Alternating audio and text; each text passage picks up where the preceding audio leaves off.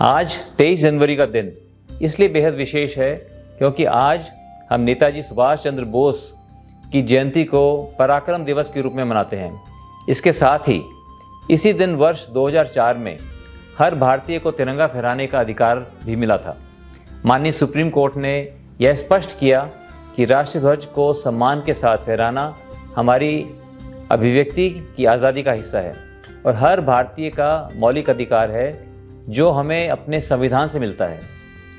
इस ऐतिहासिक निर्णय से पहले वर्ष 1995 में दिल्ली हाई कोर्ट ने भी एक महत्वपूर्ण फैसला दिया था, जिसमें कोर्ट ने कहा था कि सम्मान के साथ तिरंगा फहराना हर नागरिक का संवैधानिक अधिकार है। हालांकि इस फैसले के बाद केंद्र सरकार सुप्रीम कोर्ट गई और यह कानूनी लड़ाई लगभग 8 वर्षों तक चली। यह लगभग 10 वर्षों की यात्रा 1994 में शुरू हुई थी।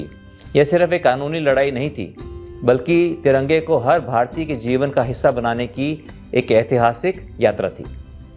इस अधिकार के बाद अगला संकल्प था तिरंगे को हर भारतीय तक पहुंचाने का। इस भावना के साथ फ्लैग फाउंडेशन ऑफ इंडिया की स्थापना हुई और इसके माध्यम से देश भर में विशाल राष्ट्रीय ध्वज स्थापित किए गए।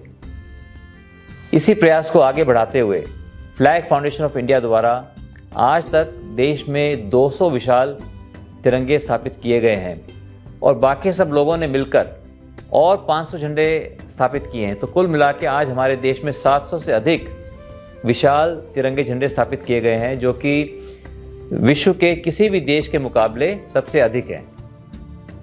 साथियों, तिरंगा फहराने के अधिकार और हर घर तिरंगा अभियान के बाद अब समय है एक और महत्वपूर्ण जिम्मेदारी निभाने का।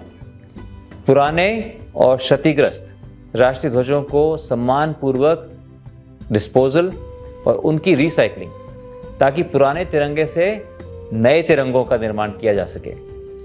इसी संकल्प के साथ फ्लैग फाउंडेशन ऑफ इंडिया विभिन्न संस्थाओं के साथ मिलकर पुराने तिरंगों को रिसाइकिल करने का अभियान शुरू कर रही है।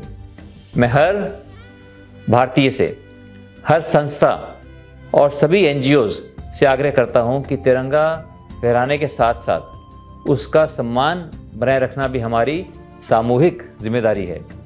आइए 23 जनवरी को नेशनल फ्लैग डे के रूप में स्थापित करने की दिशा में सहयोग करें और संकल्प लें कि तिरंगे को सिर्फ गर्व से फहराएंगे ही नहीं, बल्कि हर अवस्था में उसके सम्मान की रक्षा भी करेंगे। धन्यवाद। जय हिंद।